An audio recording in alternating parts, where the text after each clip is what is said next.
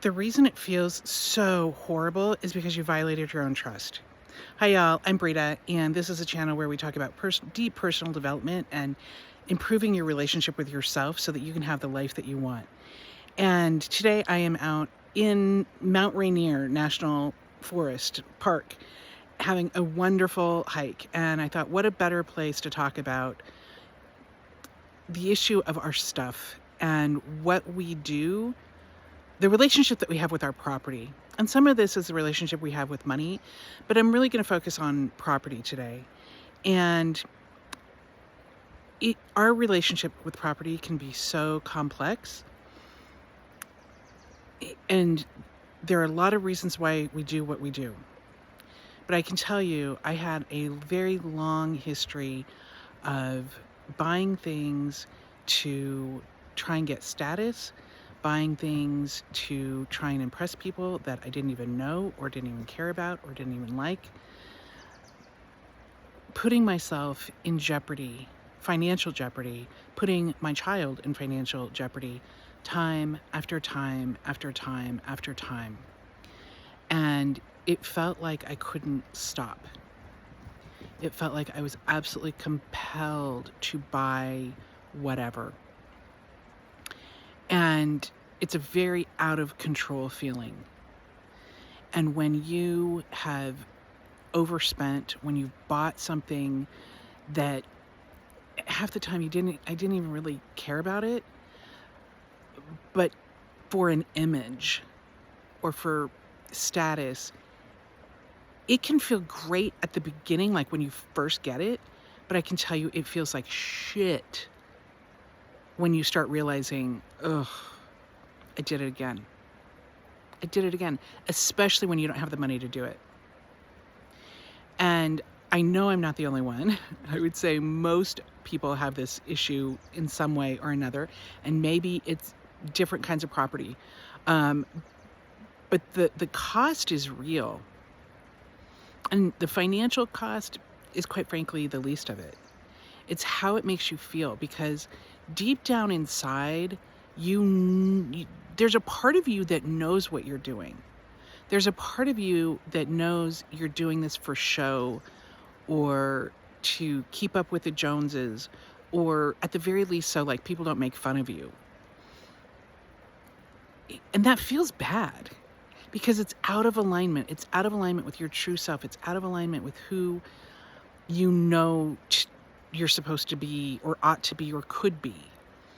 It feels really icky. It just feels icky. And what people will do for that, to keep up, to not lose status, is immense. Absolutely immense. I mean, people just in the last 3 years, I can think of two very prominent national news headlines of someone who killed himself as to not lose status in his community financially, leaving 2 baby girls and a wife. I can also think of someone, an attorney, who killed his family. Not allegedly, he's been convicted. Killed his wife and son. And the only apparent motive is to keep financial status.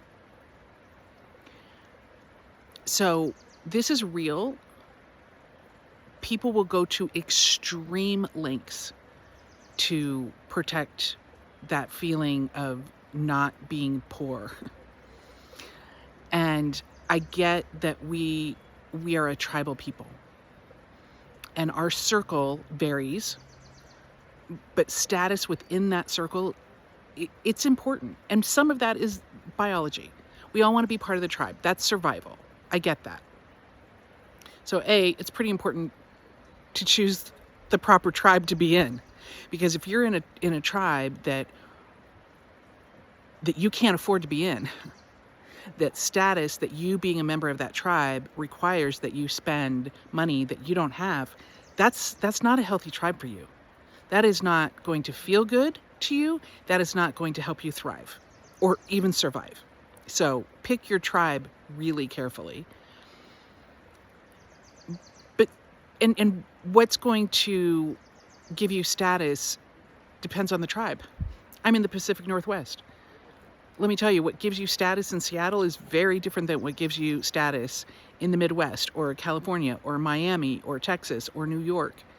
Heck, even in New York, what gives you status in Nantucket is very different than Long Island or the Hamptons, okay? So again, pick your tribe really carefully. But after that natural, nobody wants to be made fun of. Nobody wants to feel left out. Nobody wants to feel less than. That is deep, deep, deep, deep.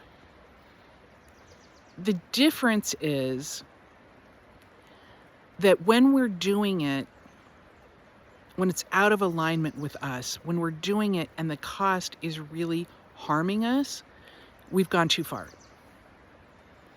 When you are literally going broke, and I don't care how much money you have.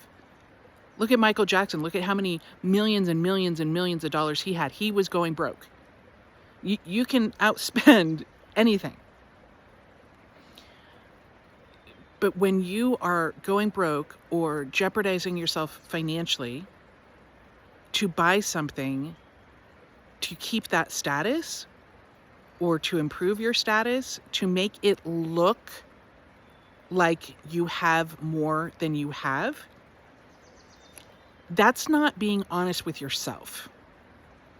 It's not being honest with other people, but it's out of alignment with you. And that's why it feels like crap, because you know you're not doing right by yourself. You know you're violating your own trust. You know you're not protecting yourself. And what I used to think, what I used to tell myself, and we can justify anything. Oh, let me tell you, especially attorneys, we can justify anything. What I used to tell myself over and over and over and over and over and over and over was, when I got to a certain level of stuff, then I would feel secure, and then I would pay attention to savings and getting the debt paid down, and I'd feel secure so I wouldn't need to get more stuff. I'd get it together then. That never happened. Because fundamentally, I felt insecure. Fundamentally, I felt less than. Fundamentally, I was always trying to find that feeling of being good enough outside myself. Because I fundamentally didn't feel worthy just being Brita without showing the stuff.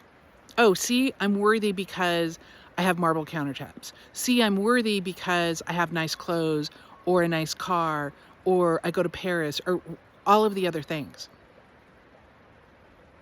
They made me feel worthy for a couple seconds, but then I was right back, because fundamentally inside, I didn't feel worthy just being me. Just being me. Now, I still like nice things. And actually, my personal property is actually better now. And it's more me. Because it's more aligned with me, and I did it the right way. And when I just said, this isn't working, life is not working, I can't keep doing this. And when I started working in my own deep personal development work, when I started working on myself and I started healing myself, and I started feeling worthy and lovable and respectable just for me, not because I was an attorney, not because I had this experience, not because I had money, or because I had the stuff, or because of where I lived or where I traveled, just me. That's when I started getting the feeling that I had been chasing all of those years, those decades. I started feeling it from the inside. And it felt so much better than I had thought it would feel when I was chasing it. And it just started filling up. And it felt amazing. And then I didn't need to chase all of the stuff. And I still like stuff, I still buy stuff, but it's fundamentally different. And the really interesting part of this is that the more I know myself, the more I know my taste, the more it's aligned with me. I'm not like, oh, is that the cool new thing?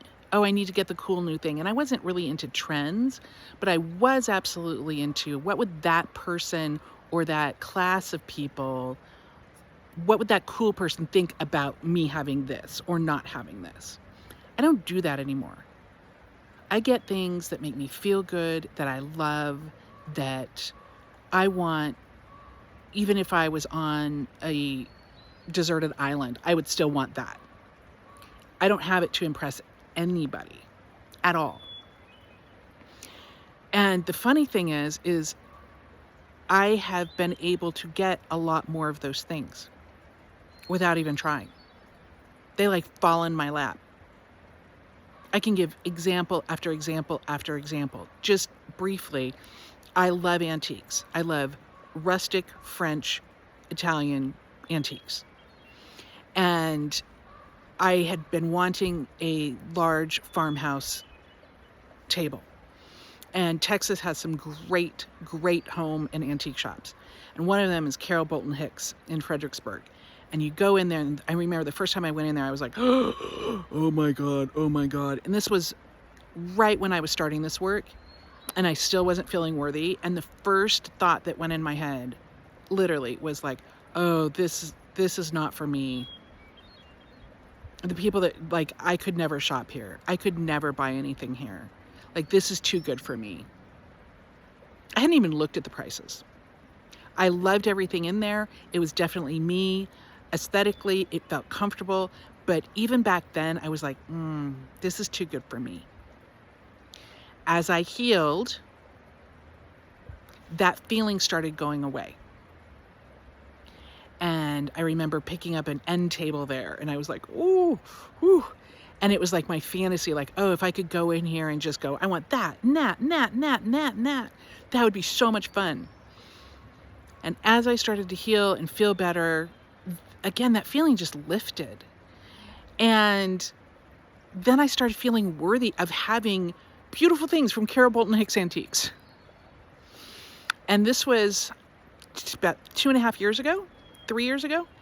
I was going to take a Friday off to go to her shop and do like reconnaissance. Like, okay, I'd like this piece. How much would it cost? Save up, get the piece, and so on. And I had marked it off. I was taking work off Friday. And on like Tuesday or Wednesday, I saw an ad for her for a warehouse sale. I was like, holy crap. Oh my gosh. Well, I don't believe in coincidences anymore. Holy crap. So I went up there. The story's pretty long, but talk about manifesting. And I have trouble with that word, but holy cow, talk about manifesting. There were a couple things that I had wanted for years and years and years. One was this French wall china cabinet, not cabinet, plate rack. They are incredibly hard to find. And when you find them, holy shit, they're expensive. Where I had thought for years, well, I'm just going to have to make it because there's no way I can afford it. Like, I can't justify, there's no way. I go into Carol's warehouse sale and I went nuts. I was like, first thing I see is my plate rack. And it was the most beautiful one I've ever seen. Not even, in person, but online. It was stunning. And I'm like, oh, okay, well, there goes my table, because that's going to blow everything.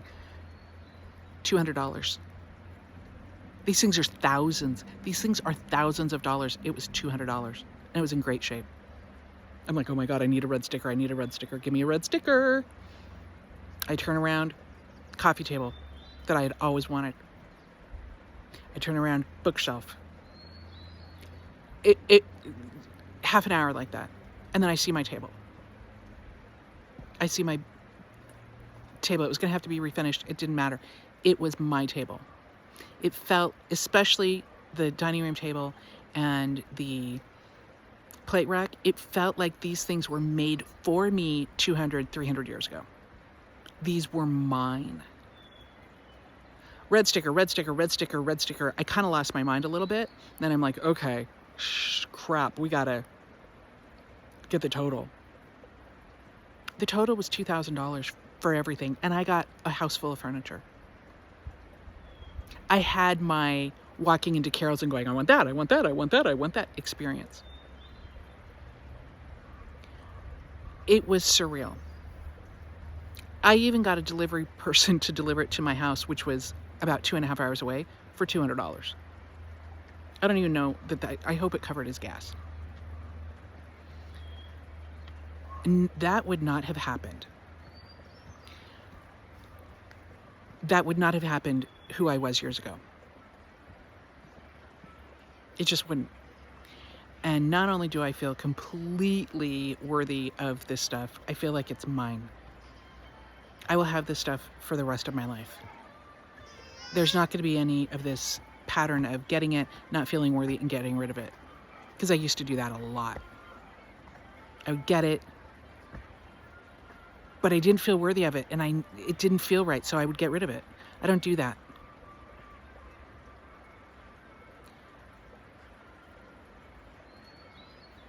And I have story after story after story of like that, of finding the exact piece that I can afford. So when you start getting right with yourself, it doesn't mean you're not going to have nice things. Quite the opposite. Quite the opposite. When you get right with yourself, where you're like, I am putting myself first and my needs first, and I'm not going to put myself in jeopardy anymore to get stuff or travel or entertainment in order to get a feeling that's outside of myself when it's actually inside yourself, or to keep up with the Joneses, or to not be made fun of, or to not feel less than. When you stop doing that and you start healing and realizing that you're worthy now, you're worthy today, you're fine right this second. You don't need the stuff. You get that feeling that's already in you, that you're out there looking for. It's in you when you start feeling good about yourself. And then anything that is going to make you feel good and that is actually going to help you thrive, it will come to you.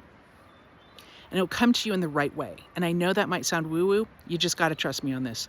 As someone who, and maybe someday I'll do a video at my house going, manifested that, that came to me, that came to me, that came to me. Got another table about another round table. Another story about a round table that I'd been looking for years and years and years and years. And when I would find them, they'd be thousands of dollars. Yeah, it came to me and it was $75. And it's perfect. It's perfect. $75. When you start getting right with yourself, it's amazing what happens. But the feeling that you are chasing, that you're trying to get by buying this stuff, by keeping up with the Joneses, by whatever, you're never going to get it doing that. You're never going to get it. The feeling is internal. You start healing yourself. Oh, and by the way, you don't care. You don't care what people think. Yeah, I mean, as much as I think humanly possible. I think there's always going to be part, again, that wants to be in the tribe. But truly, you don't need the latest, greatest, whatever. If somebody doesn't like my stuff, okay, because I do. And that's what counts. And I feel that. I used to say that before. I was lying. I'm not lying anymore. And it's an amazing feeling when you're not oh my gosh, I need this stuff. Oh my gosh, I need to buy that. And you don't have any of that regret either, where you're like, oh crap, I spent what? Ooh, ooh. You don't have that. It's amazing. So just something to consider, even if you're not overdoing it on this stuff. Maybe it's travel, maybe it's restaurants, whatever. It's just something to check in with. Check in. How much of your life is based on status? Trying to keep up or trying to get a feeling outside of yourself. All right, friends, thank you so much for watching. If you're still here, thanks for watching. And if you want to learn more about doing this work, why don't you come to a workshop? They're the second Saturday of every month, and we'll see you there. Oh, links in the description. Okay, take care. Bye.